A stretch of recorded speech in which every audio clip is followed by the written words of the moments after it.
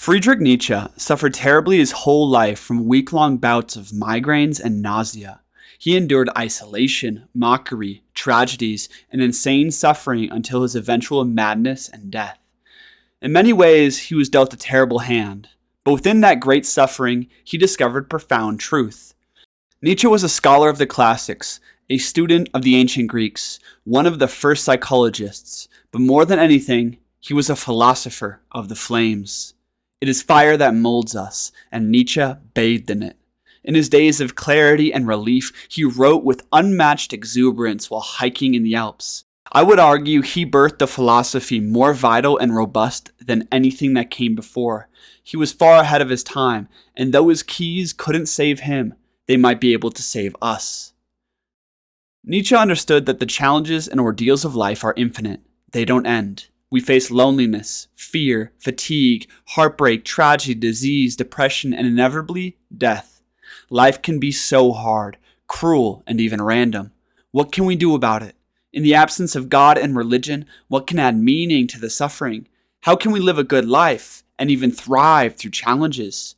These are some of the questions Nietzsche pondered, and ones we will investigate today. You might feel stuck right now. You might be suffering or terrified of change or warring with addictions. You may be underwhelmed or overwhelmed or lost somewhere in the middle. Or you might just be okay. I've been all those places, and I don't care what you were up against or what all the healing gurus, spiritual advisors, or life advice people say. There is but one path forward to the good life, the heroic one. Healing is heroic. Breaking cycles, heroic. Growing is heroic. Overcoming yourself is heroic. Letting go, facing trauma, surrendering to change, conquering resistance, and saying yes to your strongest, most badass life, all of it is absolutely heroic. This is the thesis of my new book, The Psychology of Slaying Dragons, which launches today. Go get yourself a copy, link in the description below. I've been writing about heroism in the warrior's way for over 2 years now, and I'm so excited to share my favorite chapter on self-overcoming. Let's do this thing. Living heroically into freedom and power is what Nietzsche celebrated, and it is the path that has changed my life forever. At a certain point, the energy of self-conquest and self-overcoming is the most important thing when it comes to transformation. I feel like many people and books out there are missing this critical step. They want to give you some new solution or shortcut or easy way, but these are all half-baked ideas or dead ends. You see, enlightenment, flourishing, success, self-actualization, whatever you want to call it, it takes heroism above all. The true threshold of growth and transformation is always marked by fear and resistance. Hence, you need the heroic energy in order to prevail. It's why the hero has always been the center of our stories and culture itself since the dawning of time. The heroic impulse is what moves life forward and makes living beautiful. Unfortunately, heroism has fallen from grace in modern times. This is something Nietzsche saw in the late 1800s and what we are currently suffering from. He saw society moving downward toward what he called the last man, and what we covered in the previous videos. This is the man who no longer aspires or strives beyond himself, who makes weakness a virtue and is unable to overcome himself. Nietzsche's insight here was prophetic in many ways. We don't raise our sons and daughters to be heroic, as was custom in ancient times. Rather, we indoctrinate them to be kind, comfortable, safe, and security-oriented. In the absence of inspired aims and strong culture, most of my generation pursues pleasure. They are lost in decadence, social media, nihilism, and mediocrity. In general, we are lacking the heroic energy that is required to break through challenges and take our authentic journeys, and hence, most people are stuck and miserable. Fortunately, you and I have the opportunity to overcome this modern plight and write a new story if we choose the heroic path. In this video, we will explore heroism according to Nietzsche and how power and self-overcoming are at the core of his philosophy and life itself. So much of this video essay comes directly from my book, and I'm beyond stoked to launch it.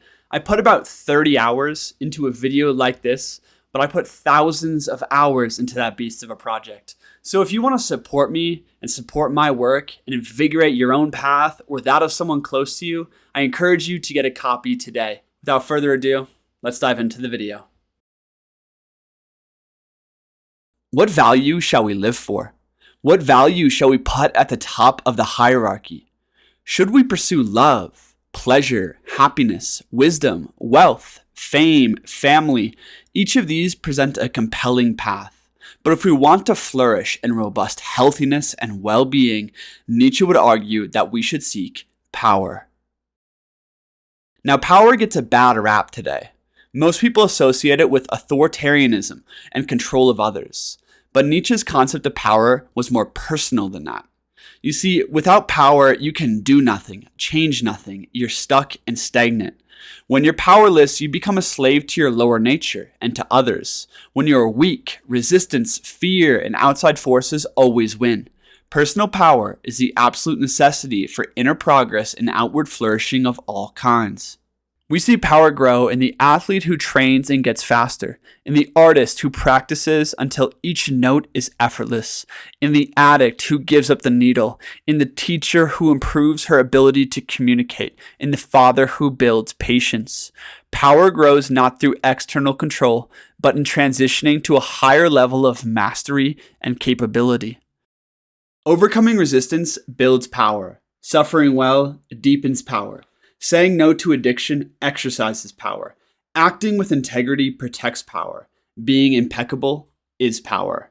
Power is what the warrior hero cultivates. Through heroism, power compounds on itself until you are free to roam the earth, choose your own way, and express the true tune of your soul. Nietzsche believed this growth and increase of power through self-overcoming is the purpose of life. This self-overcoming creates happiness and freedom.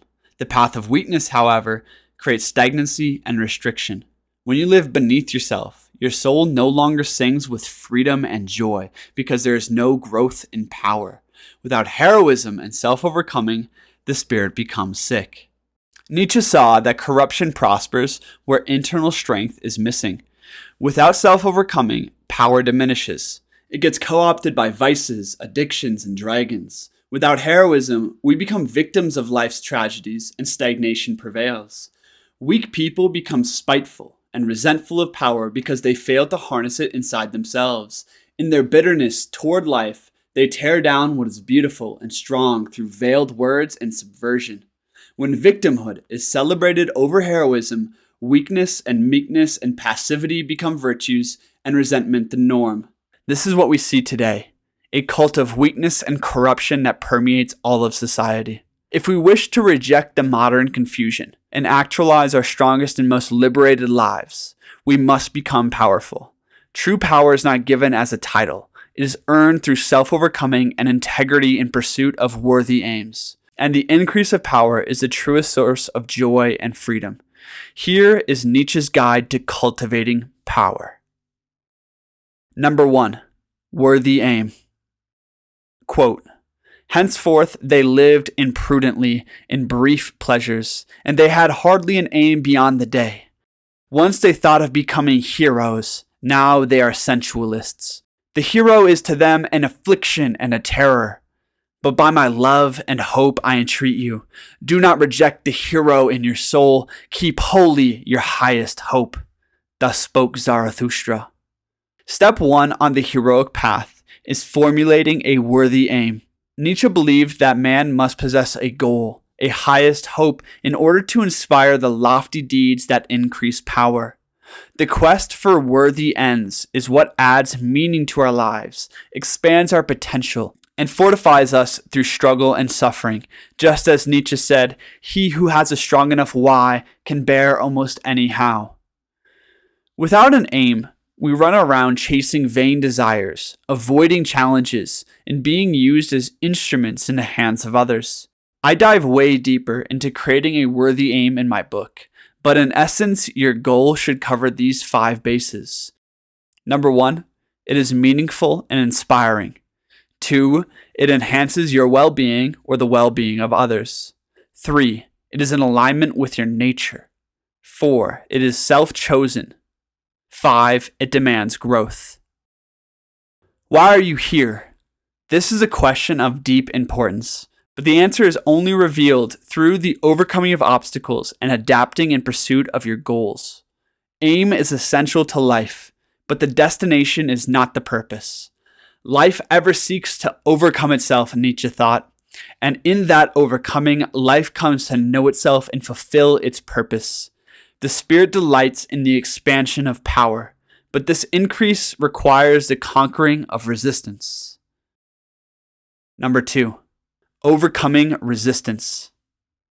The will to power can only express itself against resistance. A strong nature needs resistance. Hence, it seeks resistance. Nietzsche.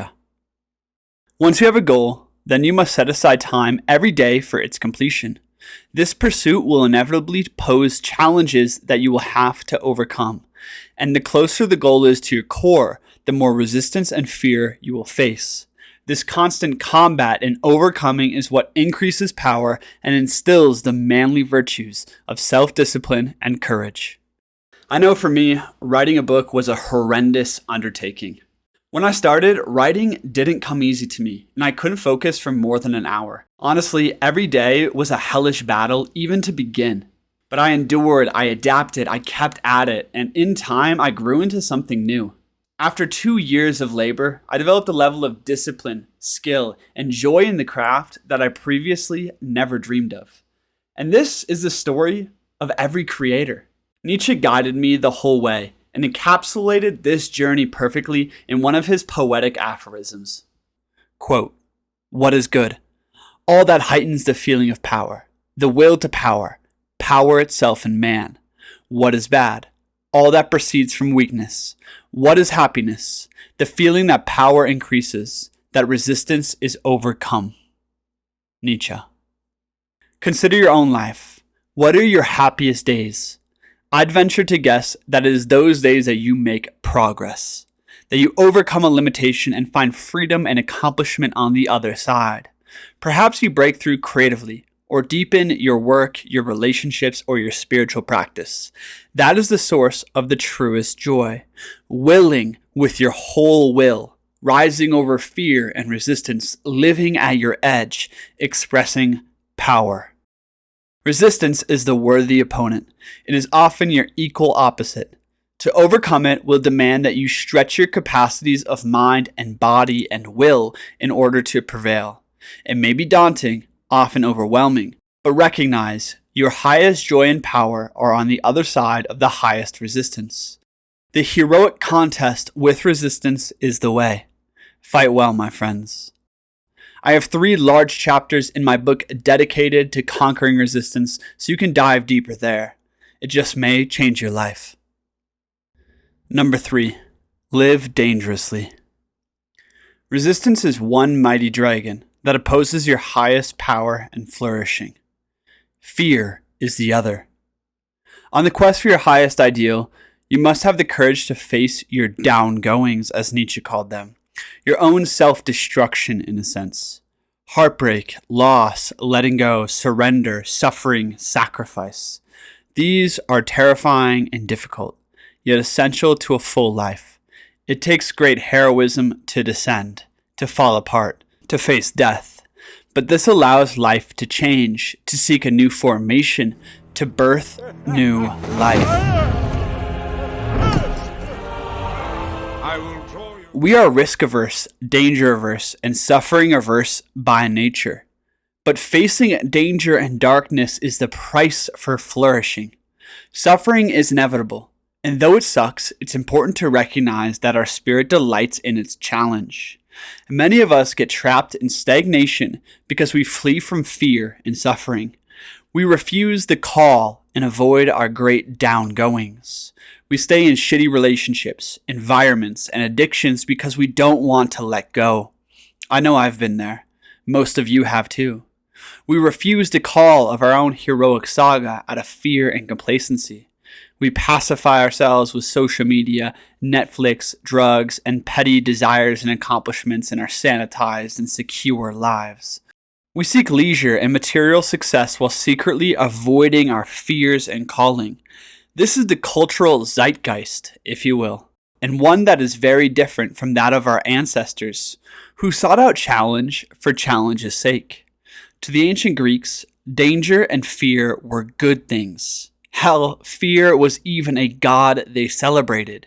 It was comfort and security that were seen as true dangers. They prized honor and excellence through adversity above all.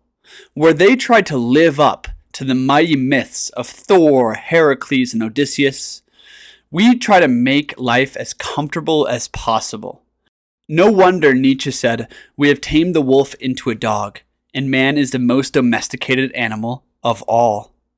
We more closely resemble a Shih Tzu than our wolf-like ancestors, and we wonder why we are miserable while swiping away on screens, eating frozen meals, and shunning our natural instincts.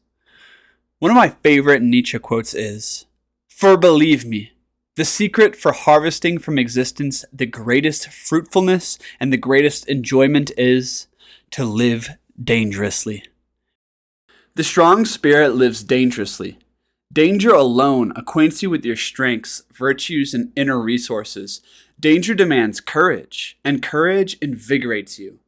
Danger doesn't have to be life-threatening, but there are many things we instinctively deem dangerous, which are only threatening to our egos. And by facing these dangers, life opens up, and we earn courage and freedom in the place of fear and restriction.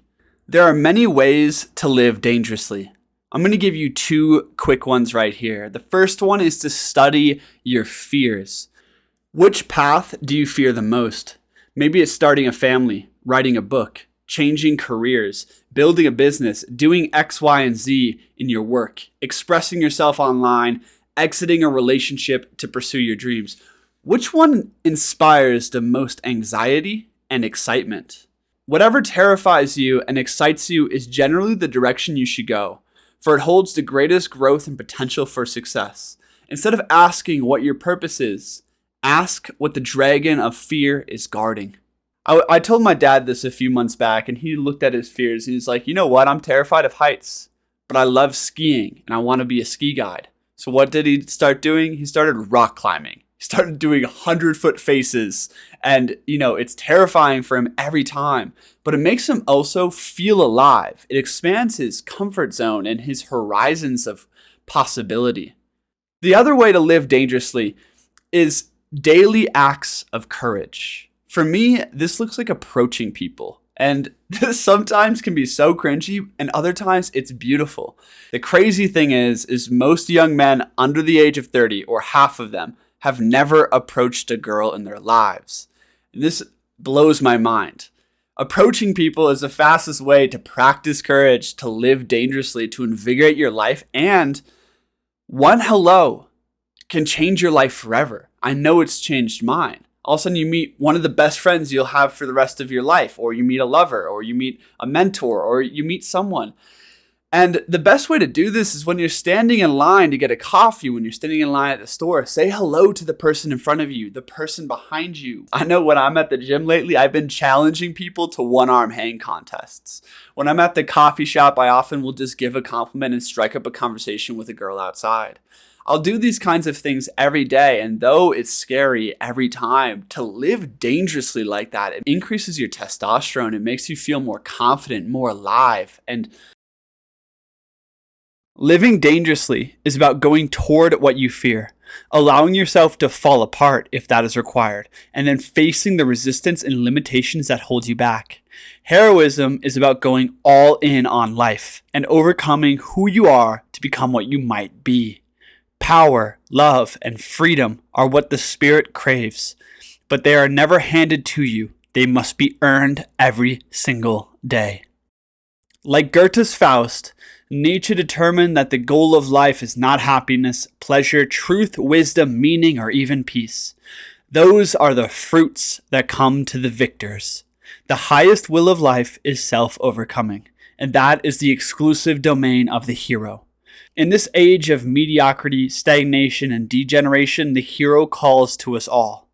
Heroism is the central force that invigorates our personal lives and collective evolution.